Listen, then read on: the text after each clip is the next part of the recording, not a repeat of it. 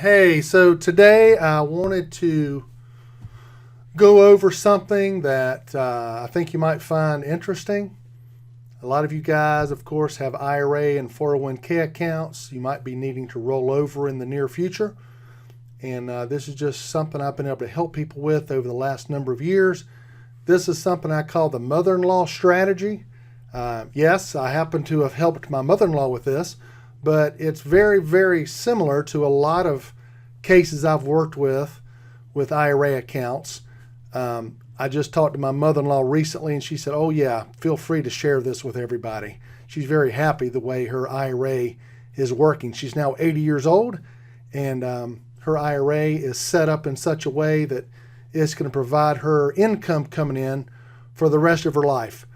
So I call this the mother-in-law strategy, how we positioned her IRA to provide protected income for life. So let's get started. Before I get too far along, I want to go over some of the questions I typically ask people relating to their retirement. First question I ask is, do you have an IRA or 401k? A lot of times I talk to people that don't have IRAs and 401ks, and that's fine. I talk to a lot of people who've got money in CDs and money market accounts, savings, and checking, and with these low interest rates that they're getting, there are a lot of alternatives for people, more attractive alternatives. The next question is, do you consider yourself financially conservative? I understand that there's a lot of people out there who may not be financially conservative. I always like to tell people I've got money invested in the stock market. I'm not against the stock market. I'm just really against putting too much of your money at risk in the market. Number three, the third question I ask a lot is, are you concerned about outliving your savings? That's a big topic today.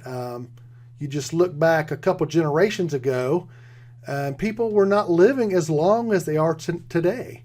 And especially for a husband and a wife, a lot of times you've got people who are living up into their 90s. So it's very important to have money coming in, for as long as you live. Are you fearful of putting your retirement at risk? Sounds like a common sense question, but some people I find they don't really. Maybe they've got just tons of money. They don't really put too much thought into this. But I think this is something very important when we're talking about the money that you've worked so hard for. Most people would agree that they don't want to put that money at risk. So I'm going to talk about that a little bit.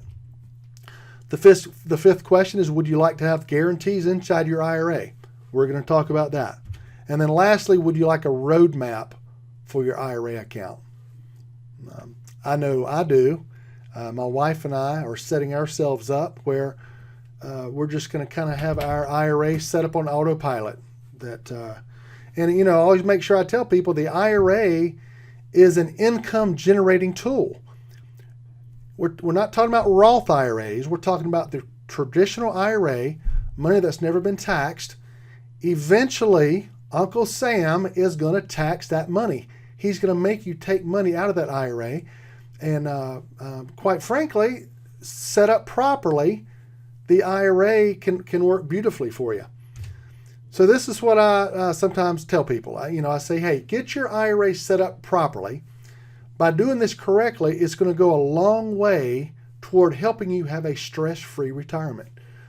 Sometimes people, when they retire, they're in their 60s. They don't think too much about not having stress But I'm going to tell you, the older you get, I think the more you're going to appreciate having just money just coming in automatically on a guaranteed basis. You don't have to worry about it too much. So I think that's very important. So here we go. The mother-in-law strategy. Again, how we position my mother-in-law's IRA to provide her protected income for life.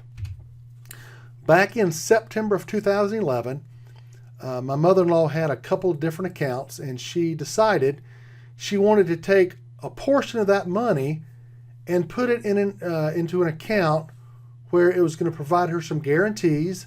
She wasn't going to have to worry anymore about the ups and downs of the stock market. She just wanted something that was going to give her a guarantee. So that's what we did. She put in a little over $138,000 into this account. Now, there are certain contracts we have that give you bonuses. Some do and some don't. There are advantages and disadvantages to both of those, to having bonuses or not.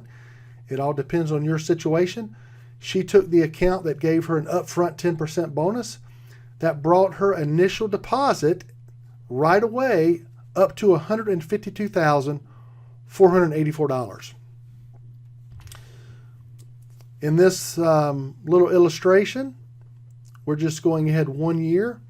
In the first year, she earned a modest, I believe it was about 4.5%. She was credited with $7,243 into her account, brought her account balance up to $159,727. She was still at the point here, she had just turned 70, and if you know the rules, when you turn 70 and a half, you've got to start taking money out of your account. Now, the Secure Act was passed in 2019. They changed the time frame to age 72 is now when you have to start taking a distribution from your IRA account. But this was back in 2012. The rules were a little different. So let's move to the next year. In 2013, she took out her first distribution. So her account of $159,000, the first year's RMD, required minimum distribution, was a little over $5,700. But what's interesting in this particular year, and a lot of years I'm going to show you here, she earned more into her account than she had to take out. That's a pretty cool thing. Can you do that at the banks? Not today, you can't. The typical interest rate you get in a CD or an IRA account at the bank is roughly 0.5%. So what happens with people who are ultra conservative and have their IRA sitting at the bank, and I'm not trying to be judgmental here, I'm just making a point, that if you're earning 0.5% at the bank and you're being forced to take out 3.6%, 4%, 4.5% out of your IRA every year, it doesn't take very long to figure out that you're going to be going into the hole, having to dip right into that principal really early. So in 2013, again, my mother-in-law took out her required minimum distribution that was required of her from the IRS, but she earned enough interest that particular year that her account balance still grew, and after all that was said and done, she still had $161,000 into her account. Now, I'm not going to bore you with every single year.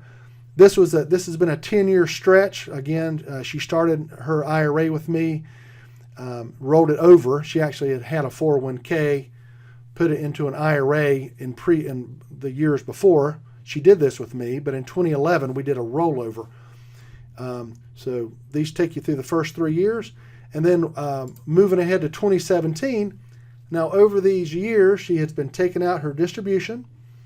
Her account balance in 2017 was $149,000, a little over $149,000. You'll see her required minimum distribution as you get older, and I can show you the required minimum distribution chart put out by the IRS. As you get older, you've got to start taking out a little bit more every year. Uncle Sam wants his money, right? But what was interesting in that particular year, 2017, her account, her interest, she had a really good credit to her account that year. She gained over $13,000. She had to take out $6,500. That left her with a balance of $157,000. And then I'm going to move ahead to recent times. Her account balance as of September the 13th of 2021 was sitting at $136,931. She has now set up her IRA. She is beginning to take what's called lifetime income. you can set up certain IRA accounts where you can just set this thing up on autopilot. Now, my mother-in-law is still in her right mind. She's still able to do a lot of things for herself. She could very well manage this account by herself, but she decided she just wanted to have kind of a worry-free setup. This $9,973 she's withdrawing every year now, and as you'll notice, that's a pretty big jump from just taking $65,000, $7,000 out a year. She has now taken out almost $10,000 every year. She's going to be able to do that for the rest of her life. She's going to have $10,000 coming in to her checking account every year for the rest of her life. So a couple key points I want you to take away from this. Over this 10-year period of time, my mother-in-law has withdrawn over $70,000. I want you to take note of, she started at $138,000, right? That's what she initially put in. Her account balance now is real close to where she started, $136,000. And you might say, well, that's a little bit less than what she started with. Well, the reason is she's been taking out her required minimum distribution every year, and now she's taking out right at $10,000 a year. That's over $70,000. That's a little more than half of what she initially started with, but she still has her principal sitting there. I just think that's pretty daggone impressive. The other thing is, again, her account balance is it's still holding its own right here. And then lastly, again, she's taken out $9,973 of protected income each year. That'll last as long as she lives. She's 80 now. She could live to 90, 95, 100 years of age.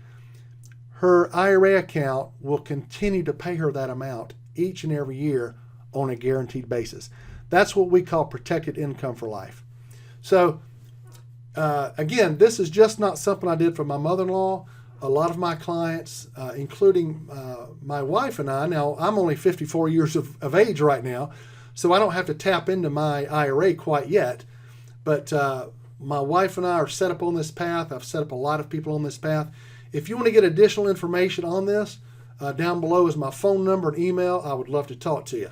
Appreciate your time. And again, if I can be of any assistance to you, please let me know. Thanks a lot. Have a great day.